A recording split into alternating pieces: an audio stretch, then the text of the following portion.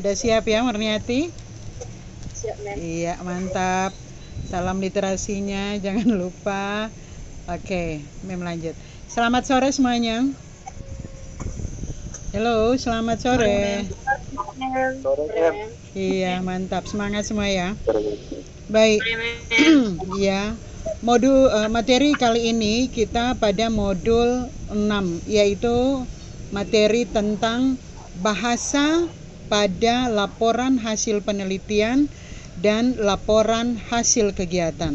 Nah, sebentar Murniati akan memberikan penjelasan apakah pada modul 6 ini sama dengan pada modul 5 atau tidak ya gitu. Karena pada modul 5 kita membicarakan tentang bahasa proposalnya. Nah, sekarang kita membicarakan tentang bahasa laporan hasil penelitian.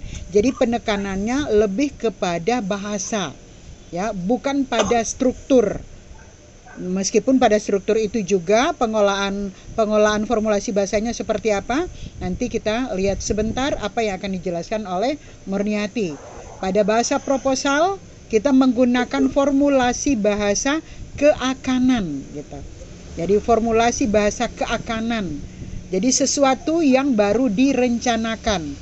Sementara kalau sudah pada bahasa laporan hasil penelitian itu sudah lebih kepada kita menggunakan bukan lagi kata akan, tetapi menggunakan kata atau formulasi bahasa setelah. Berarti sudah melakukan kegiatan, sudah melakukan penelitian. Baik, supaya tidak berlama-lama, kita simak apa yang akan disampaikan oleh Murniati. Disilakan, Nak. Baik, selamat sore untuk kita semuanya. Terima kasih untuk Mem dan teman-teman yang telah memberikan saya kesempatan. Salam Merdeka Literasi. Sebelumnya perkenalkan, nama saya itu Murniati Manurung. Saya dari Prodi Matematika. Kita masuk pada modul 6, yaitu bahasa laporan hasil penelitian dan hasil kegiatan. Melaporkan hasil penelitian atau hasil kegiatan termasuk pengolahan analisis data dalam bentuk tulisan yang diterima tidaklah mudah. Sering sekali peneliti atau pelaksana kegiatan mengabaikan pentingnya penulisan laporan baik dari segi kebahasaan maupun dari segi ketepatan waktu. Pengabaian seperti ini merugikan karena satu, segi yang pertama, apabila laporan tidak disusun dengan formulasi bahasa yang sesuai, termasuk struktur teks yang seharusnya, laporan itu akan sulit dipahami. Sedangkan dari segi yang kedua, apabila peneliti atau kegiatan tidak segera dilaporkan, hasil-hasil dari dan temuan penelitian atau kegiatan tersebut tidak akan diketahui oleh berbagai pihak dengan cepat. Manfaat teoritis dan praktis penelitian atau kegiatan dirasakan misalnya untuk peneliti, asalkan temuan-temuannya didasarkan pada analisis yang dapat dipertanggungjawabkan, laporan penelitian itu akan dapat digunakan sebagai referensi dasar pemikiran dan pijakan penelitian selanjutnya. Bahkan sebuah penelitian dapat menjadi inspirasi kemunculan gagasan baru. Di pihak lain, laporan kegiatan yang bagus dapat dijadikan pedoman untuk merancang kegiatan yang akan datang. Lanjut, ya. Model teks laporan. Laporan penelitian dan laporan kegiatan disusun menurut struktur teks tertentu. Struktur teks itu terdiri atas tahapan-tahapan yang direalisasikan oleh genre mikro yang sesuai dengan isi dan fungsi tahapan-tahapan tersebut. Teks laporan penelitian. Struktur teks pada laporan penelitian adalah: pertama, abstrak; kedua, pendahuluan; ketiga, landasan teori dan tinjauan pustaka; keempat, metodologi penelitian; kelima, hasil penelitian dan pembahasan; keenam, penutup. Lanjut, ya. Abstrak. Kita masuk pada abstrak.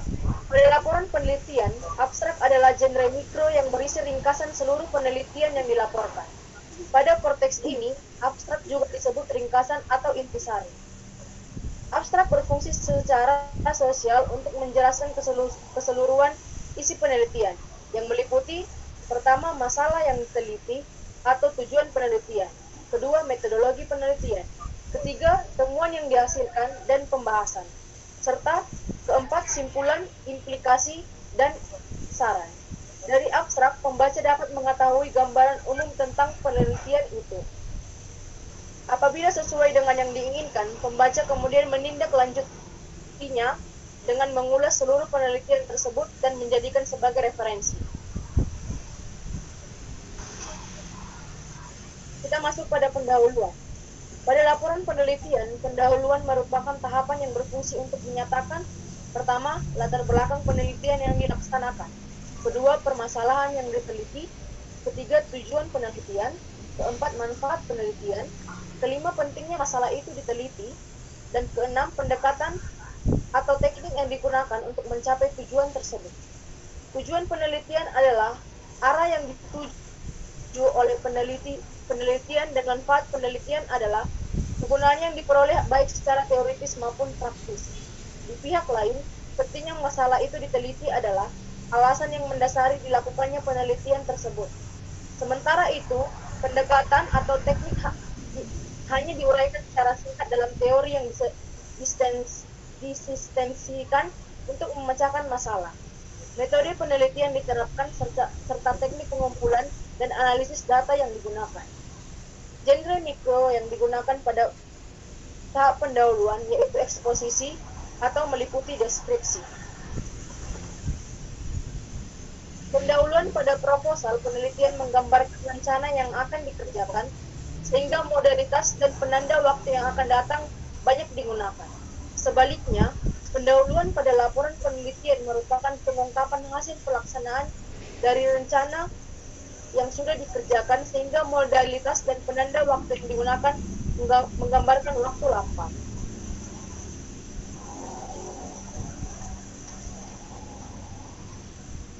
Kita masuk pada landasan teori dan tinjauan pustaka.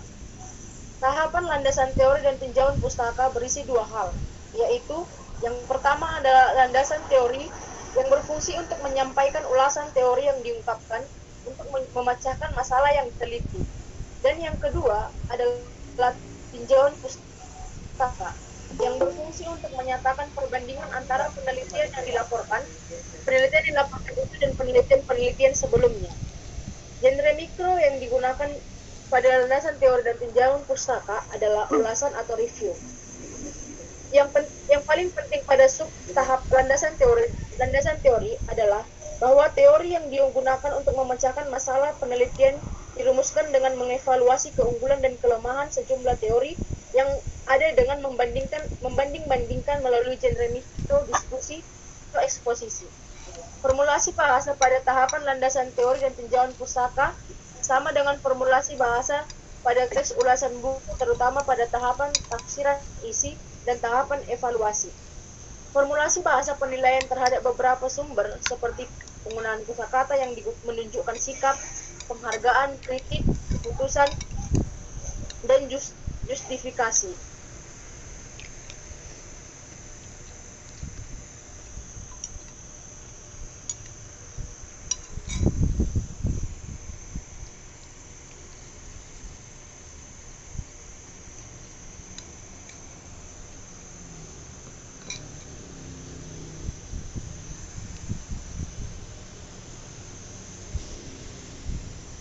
Respon dan prosedur.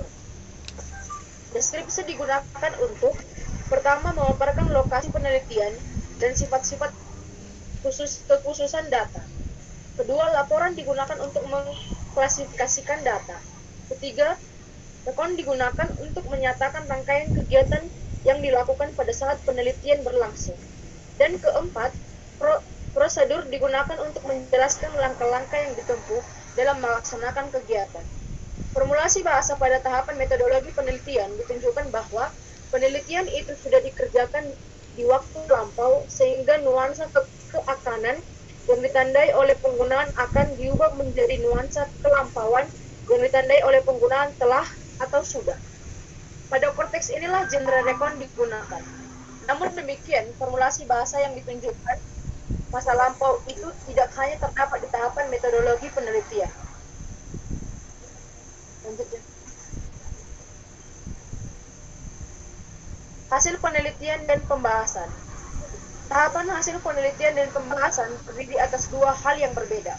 Pertama, hasil penelitian, dan kedua itu pembahasan.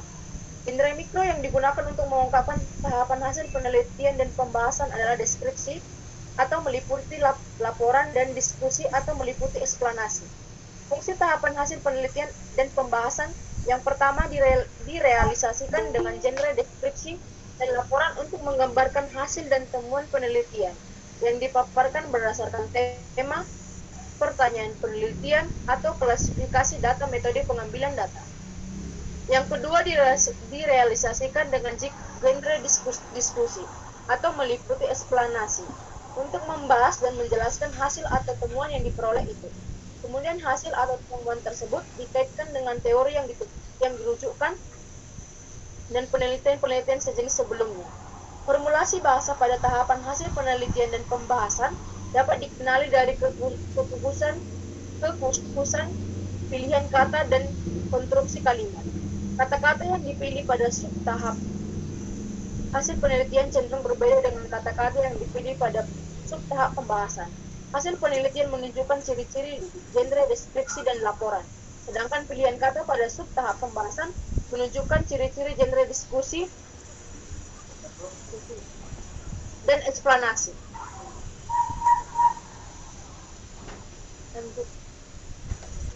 Berikut adalah pilihan kata pada tahap pembahasan. Tahap hasil penelitian. Teman-teman dan mem bisa dapat melihatnya.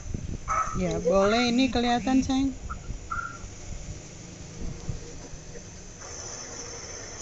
Pilihan kata pada tahap pembahasan.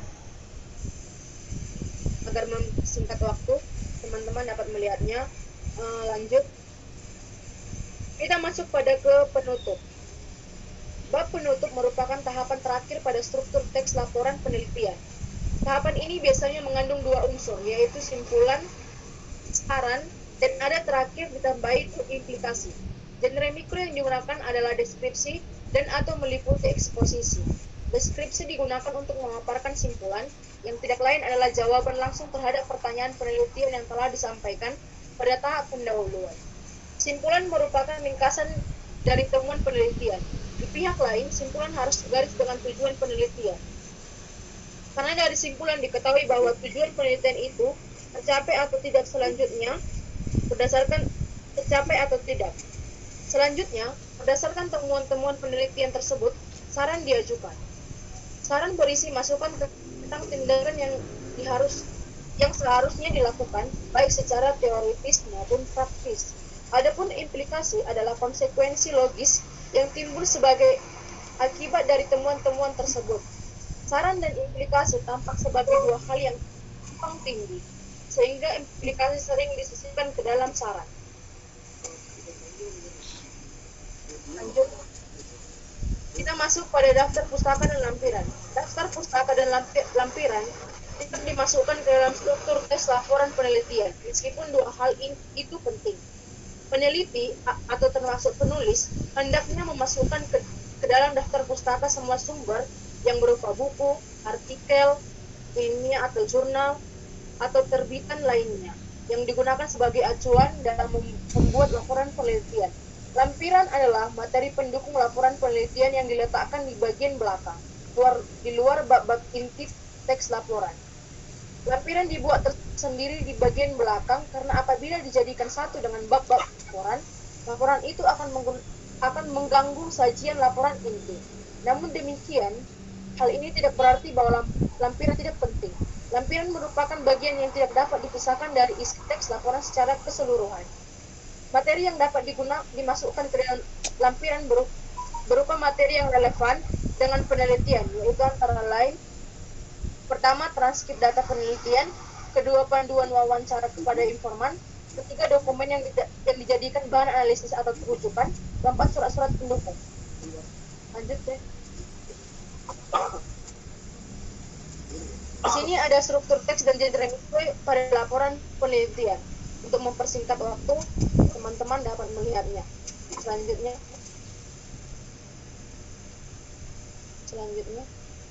kita masuk pada struktur teks dan hubungan genre.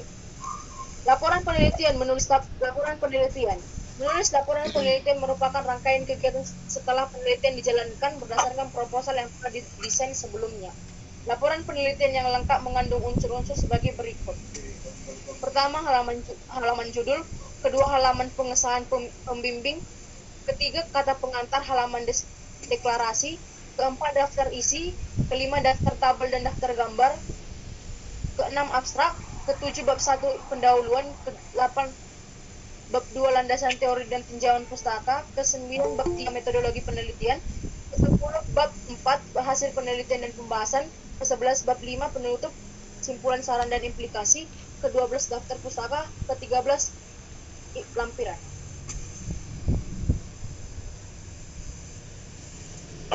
Kita masuk pada teks laporan kegiatan. Struktur teks laporan kegiatan yaitu pertama, ringkasan. Kedua, pendahuluan. Ketiga, deskripsi kegiatan. Keempat, pelaksanaan kegiatan. Kelima, penutup.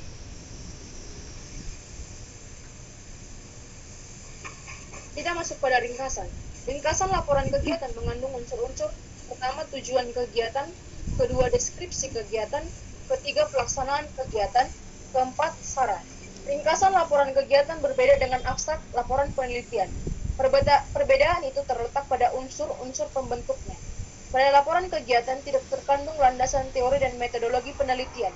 Selain itu, kalaupun pada ringkasan laporan kegiatan terdapat analisis yang dimaksud bukan analisis menurut prinsip-prinsip penelitian, melainkan hanya semacam strategi yang digunakan untuk melaksanakan kegiatan dan untuk mengatasi kendala-kendala yang timbul dalam pelaksanaan kegiatan.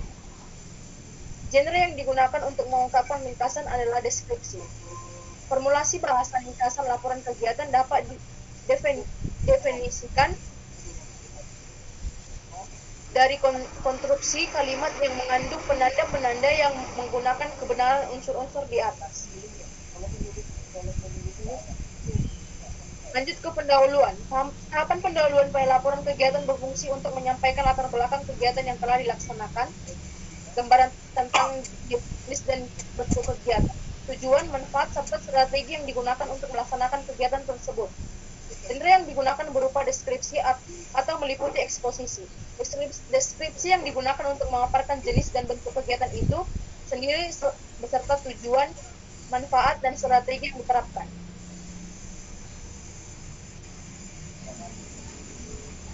Lanjut.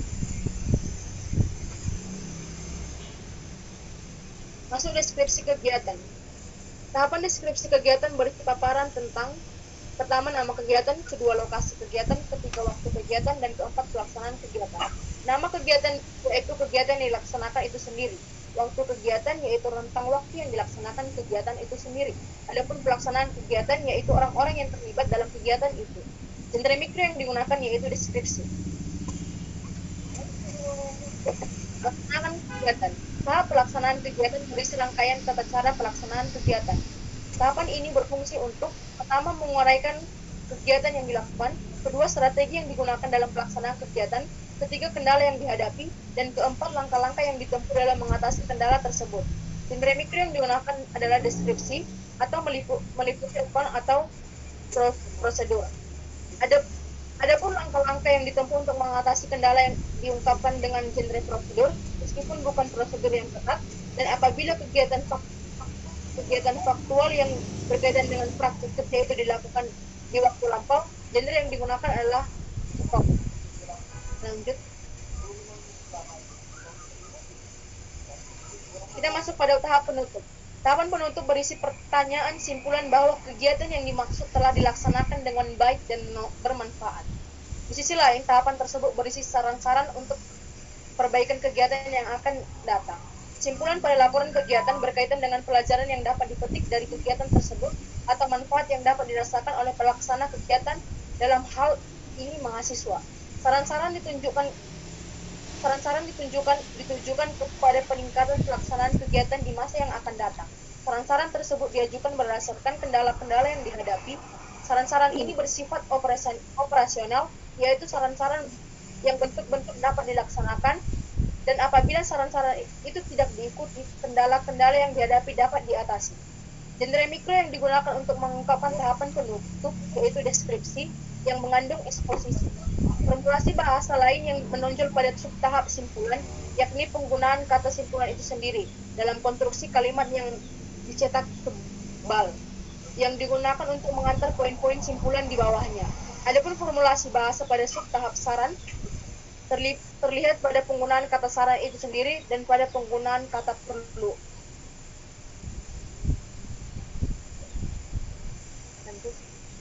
Daftar pustaka dan lampiran.